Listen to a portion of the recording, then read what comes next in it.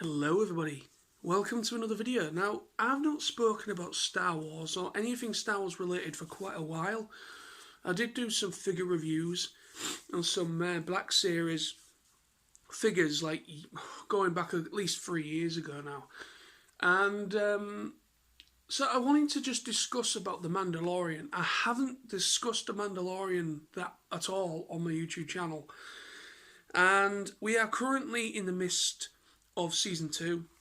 I believe it's 2 episodes remaining until we finally see what has been going on within season 2 of The Mandalorian, what the story is leading to in that finale episode, within the finale. So obviously the final 2 episodes will be kind of like a finale two-parter in a way. They will obviously serve each other. But I want to talk about The Mandalorian because I feel in myself, and I'm sure other fans of Star Wars out there, whether you're a fan or not, it doesn't really matter. But the fans will get this. I assume they will get this. I will assume they will. Is that this year has been a terrible year, and The Mandalorian's come at a time, and especially at Christmas, near Christmas as well, that it is very welcomed. It is a very welcomed show. I've been really looking forward to the second season of The Mandalorian after watching season 1. So what this video is going to be, I'm going to kind of recap of what my thoughts were of the first season and what my current feelings are up to the latest episode, which was the one with Boba Fett. So, yeah. Now, there will possibly be spoilers in this. Yes, I've just said Boba Fett, but come on now. It's all over the internet. Everyone's talking about it. But I will be going into some detail in this video. So if you don't want to know anything, if you're deliberately waiting for all of season 2 to be completely available so you can just binge it all at once, then do not watch past this point, okay? I'm just going to say that now. So spoiler alert for anyone that is deliberately leaving it so they can binge watch it later. I've been watching season 2 each week. Now, season 1 I binged within, I think, 2 days. I had to because obviously I have work, so unfortunately I have to do adulting things in life. So yeah, within 2 days I managed to get season 1 watched because I deliberately left it so I could watch it all at once. But with season 2, I couldn't wait. I just couldn't wait to wait all those weeks. I just had to watch it week by week. I just have to. So, straight off the bat, let's just recap. I want to talk about season 1 for a moment. So, season 1, many people wasn't sure how this series was, because there's some people that are quite strongly negative to some fans that are strongly negative towards the sequel trilogy with Disney. They're not very happy with the direction where Disney have taken Star Wars with the new trilogy, with Rey and Kylo Ren and all that jazz. Me personally, I know I might get a bit of slack from some fans. I might get a little bit of trolling. I might get a little bit of criticism in the comments. I don't really care.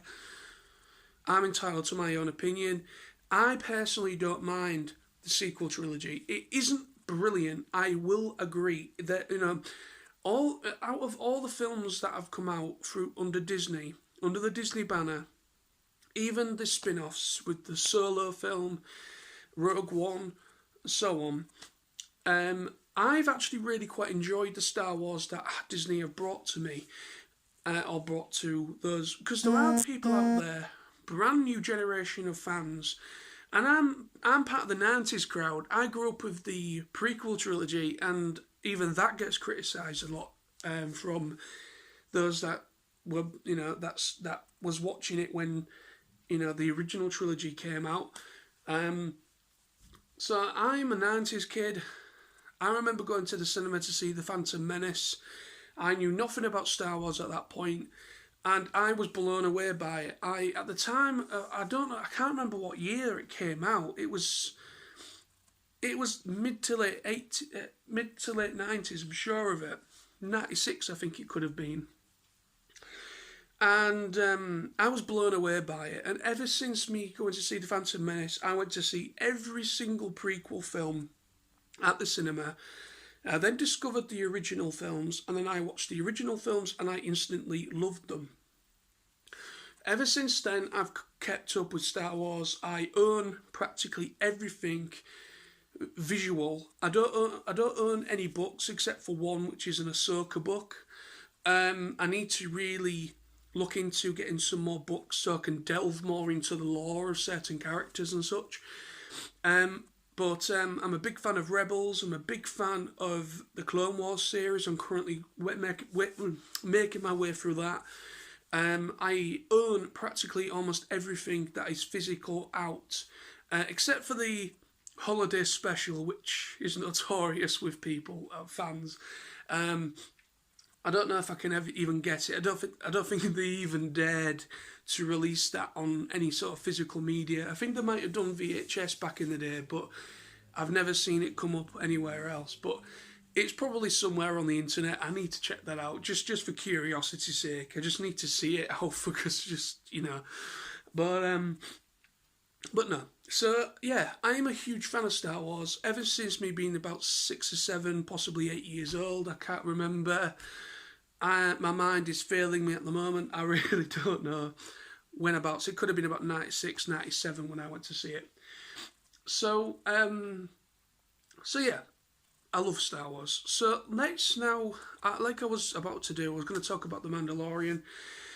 So Mandalorian Season 1 was, like I said, people weren't too sure about what this series was going to be like because the preconceptions... People had preconceptions about how Disney took Disney's formula, if you want to call it, where they were kind of trying to be too much of the original trilogy, and they missed a lot of opportunities. Certain characters weren't well developed, and so on. So you can kind of like argue about it however you want. I personally quite enjoyed what we got from Disney, but myself, I wasn't too sure because this was the very first live-action TV series, and it was featuring a Mandalorian, which are just legendary within the Star Wars mythos, the lore, and I was really quite excited when I heard that they were going to do a Star Wars series based on the Mandalorians. And when we saw the Star Wars Celebration, when they unveiled all the cast, unveiled what it was about, started talking about it, Star Wars Celebration, and I was just like, and we saw that little teaser trailer that they showed at Star Wars Celebration, of Mando, coming into that tavern, and how he looked and everything. I was really, really, really excited for it. So when it finally came around, I like I said, the first season I binged as much as I could within 2 days. I watched it. I watched it once all the episodes were available, and I absolutely adored it. I just thought the feel of the series felt like proper old Star Wars. It felt like Star Wars. It felt nothing like the sequels. It felt nothing like the prequels. It felt like it's something the fans, including myself, have wanted for a long time, wanting something that really did embody Star Wars. And I feel Season 1, I had no negative points at all for any of the episodes. I thought each episode was interesting. There was a good mix of humour. There was obviously bringing in the child, or Grogu now is known as, bringing in him, Baby Yoda, whatever you want to call him, bringing in that aspect which captivated many people. He is so cute. I love him as well. And Mando's character, how he was developed, the writing, the story, how it kind of slots in within certain aspects of the trilogies, of the main original trilogy, should I say. It just, I was absolutely captivated by season one. Each episode just seemed to get better and better. It was just a really good series to just to properly introduce Mando, properly introduce the child, properly just it was a good it was a good season to just introduce you to him, because that's the whole idea of the first season for any series is the first season serves just purely just for you to be introduced to that character. Obviously, a lot of fans really loved it. Some fans were a little bit mixed, but season two, now that Mando, he's now been introduced. Cara Dune, she's been introduced. Carl Weathers' character, all the characters that the main core characters are all introduced. We know where they're going now. Season two, we finally, it just went from, it was basically like Spinal Tap. It went to 11. It went to 11 on the amp. It went to 11. It didn't go to 10, it went to 11. I just had to put a Spinal Tap reference in there. But yeah, so it went like that. It just went up completely out of this world. And wow, season two has been, like I said at the beginning of the video, it's come at a time where it's a dark time for me as a private thing. In my life at the moment, it's going a bit shite, and I needed something so my mind I can focus on something that I love and enjoy. And The Mandalorian came at a time, has come at a time that I really truly needed something for me to just switch off, something every Friday for the next 8 weeks to just relax, to chill, to enjoy. And well, it has really been needed. I mean, season one, season two, the way that it's just started off, it's starting like Ahsoka. We finally have Ahsoka. We finally have a live action Ahsoka Tano. My God, Dave Filoni. Literally, I want to meet that man. I really want to meet that man, and I want to shake the man's hand, because he understands Star Wars. He understands it. He absolutely understands every nook and cranny, all the lore, what's canon, what's not canon. He understands everything. It's just incredible of what that man can accomplish within Star Wars. He brought us Clone Wars. He brought us Rebels. He understands Star Wars, and I just absolutely love anything Dave Filoni is involved with, except for Star Wars Resistance, but I don't think he had that much involvement. He was like a showrunner in a way, but he was heavily involved with The Mandalorian at the time of the Resistance, I think. So the Star Wars Resistance, which is an animated series, which serves as kind of like an interlink to the new trilogy of films. So it brings in some characters. It brings in Poe Dameron, whatever his name is, a character from the new films. So it's kind of just links in with the First Order and stuff that happened in between. So that's all it was. I hadn't even finished it, to be quite honest with you, but I think that was the weakest thing that I've seen media-wise in the Disney thing. But no, I just, my God, just seeing Ahsoka Tano, just seeing her, because obviously she was introduced as an original character. Dave Filoni created Ahsoka, so she was an original character. At the first time when she was introduced, fans weren't too sure, and obviously she was introduced in the Clone Wars movie, I believe it was. They made a theatrical movie, which was they made like a full feature length movie called Clone Wars, which was fully CGI, and Ahsoka was introduced in that movie, and then she just simply just followed on within the series. And obviously the series was more or less, it was featuring like obviously Anakin and Obi-Wan Kenobi and the whole Clone Wars, and then obviously then it kind of like as time progressed and Anakin essentially becoming Vader, it kind of was to the point where Ahsoka was the pinpoint character. She became the main character of Clone Wars.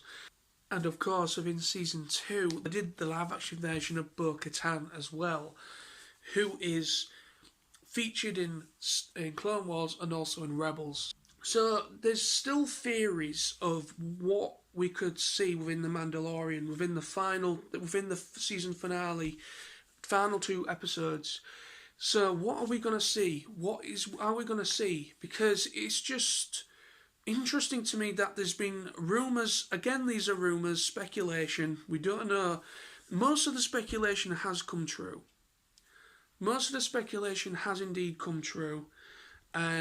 With Boba Fett, with Ahsoka. The only things that we haven't seen on screen yet, which was possibly been spoken about, or the online media outlets just kind of went a bit too far and just spreading speculation just for the hell of it, was Sabine, live action Sabine. And obviously there's talk about Ezra, there's talk about Mace Windu now, there's a lot of talk about there's going to be possibly another Jedi within the finale of season 2. And the speculation is, who is it? Is it Ezra? Is it Mace Windu? Who is it? Who could it be? And and obviously there was Rex as well, Commander Rex, one of the clone troopers that was really, really big. It was really close friends with Ahsoka. So there was also him as an idea, as a character, because the guy who plays Boba Fett in season 2 also did the voice, and obviously he was also in Attack of the Clones as Jango Fett.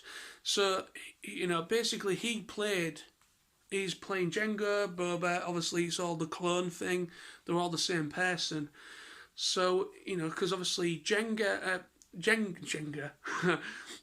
Fett, sorry.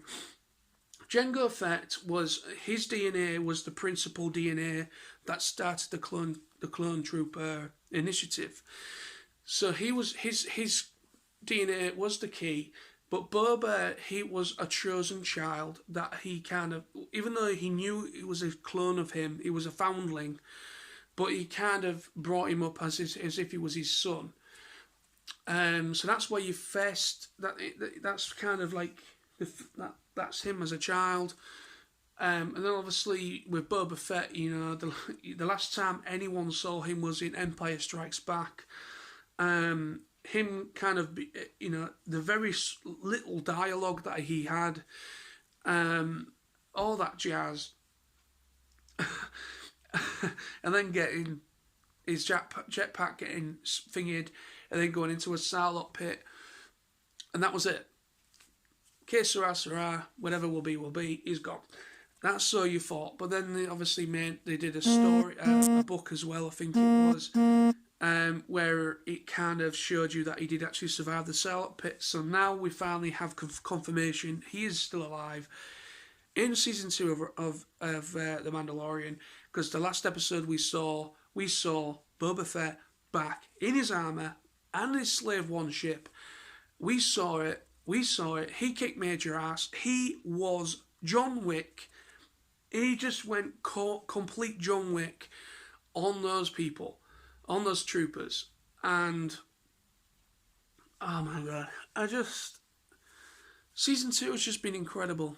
Boba Fett, Ahsoka, what's going to happen? What are we going to see? Obviously, nobody can tell until it happens. Will we see Ezra? I personally don't think we'll see Ezra. I don't think we'll see Ezra, because the whole idea of the whole idea and speculation, I'd be very surprised if we do see Ezra. I would literally be absolutely gobsmacked if Ezra does appear. I don't think it will be Ezra. I could possibly see a strong possibility of Mace, but I'm not too sure about that either.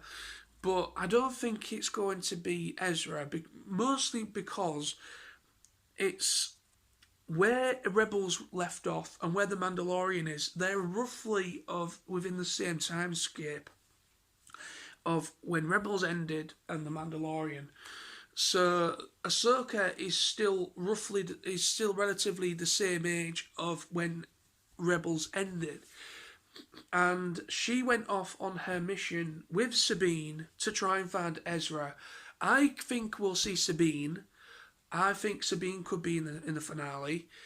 And I think that will then be like an offshoot to when they finally show they're going on their journey to finally find Ezra. I generally do think that. I don't think Ezra will be in it. I think he could be mentioned. I don't think he'll be in it. I think he could be mentioned, but not in it as physical. But they might mention him. Sabine might be in there, and then that might just kind of bring the rebels to bring a rebel character into it, which is Sabine, part of the Ghost crew. And that could be because they are talking about an Ahsoka standalone series, live action, and they're also talking about a Boba Fett standalone series as well. So we don't know what's going to happen within the finale, what's going to happen. So it's just interesting of how much speculation's going on at the moment. It's quite exciting to be a Star Wars fan at the moment. It really is quite exciting to be a fan of Star Wars at the moment. It really, really is. The Mandalorian seasons 1 and 2 have really kind of brought the passion, brought the love for this franchise back for me. Even though saying that I have enjoyed the majority of what Disney have produced with the new trilogy, I personally don't mind them. I do acknowledge the faults they have, but at the same time, I'm a big Star Wars fan, and I'm very... Let's just put it this way. Me personally, I'm just happy to see big space battles, lightsabers. I'm just one of those people. The characters could have been much better. There could have been more. There could have been developed a lot better. Disney knew this. Disney knew that they could have done more with Rey, they could have done more with Kylo, they could have done more with Finn, they could have done more with those characters, but they chose not to. And all this is coming out of the work now. Now, with John Boyega and Daisy Ridley, they're coming out now saying that they wasn't happy with how their characters was portrayed, and Disney had a plan, but they just didn't execute it at all properly. So yeah, it's just season 1, season 2, all the characters within the Mandalorian series. I just absolutely love all of them. I absolutely love Cara Dune. I love Carla. I love Mando. It's just a series that the fans wanted. It's also kind of, hopefully, with the success of The Mandalorian, Disney might hopefully finally understand what the fans' expectations are and what the fans want. Because the amount of outcry, the amount of support the Mandalorian series has had so far, especially with season 2. I'm just hoping that whatever the future brings for the Star Wars brand under Disney, that they finally consider and finally learn from the mistakes of the sequel trilogy and bring us something that feels and embodies Star Wars like The Mandalorian does. I mean, even like I'm saying, I absolutely loved Rogue One. Rogue One's my favourite Disney film. I absolutely love Rogue One. I just thought everything about Rogue One, it just felt like a war movie in space, just happened to be a Star Wars movie. It was just a war movie in space, and it just felt gritty, it felt dark. I really did like Rogue One. The Han Solo film was okay. It was okay. It's probably not the strongest out of the spin-offs. I just prefer. I really love Rogue One. Um, so yeah, it's just. I think this could be a vital lesson for Disney to fully understand what fans will appreciate, what they don't appreciate, and obviously they got a lot of. I mean, obviously there's a lot of fans that do like the new trilogy, and like what Disney have done so far, and then there's those that don't, and even though there's a lot of issues within the fan base as well. There's been a lot of issues within the fan base trolling certain actors and actresses on the film that played characters in the trilogy. Also racial stuff as well because of Finn. All that stuff. There was a lot of awful stuff within the fan base as well. I'm not saying all the fan base, but it's just certain individuals really kind of give the fans of Star Wars a bad reputation, a bad name. It was a small number of people, trolls on the internet, on Twitter or whatever. But it was unfortunate and horrible to see that kind of thing, really. But yeah, I just wanted to talk about Star Wars: The Mandalorian. And no, I'm not doing an episode recap of what happened in each episode. I'm just talking about what I think about The Mandalorian.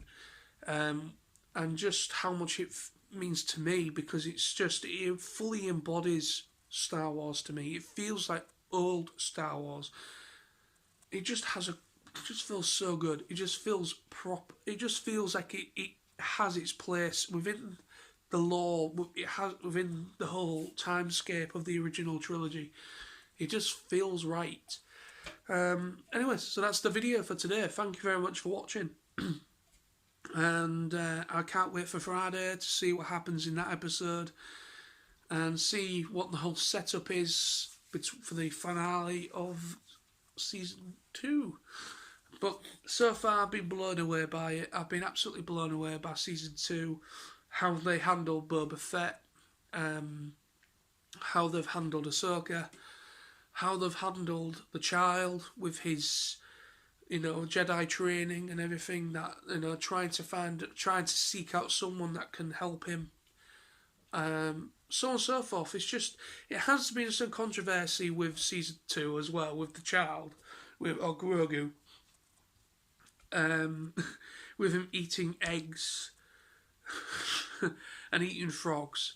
But I mean, to be honest with you, I don't have an issue with any of that, because end of the day, that's probably that race's diet. You just don't see Yoda eating a frog. You don't see It's just it's probably just because he's a child. He's curious. He's hungry.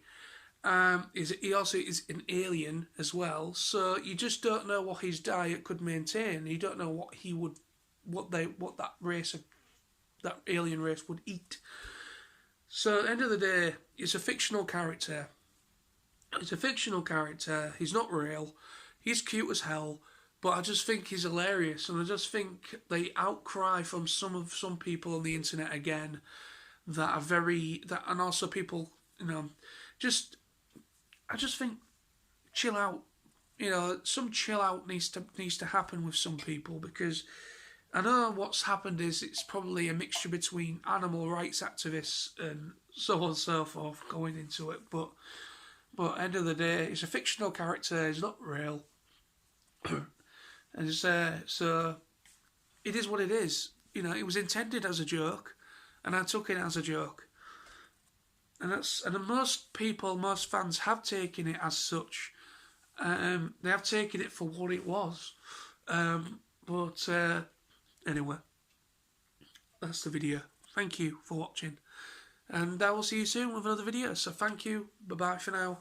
Thanks for the support on the channel. And see you soon.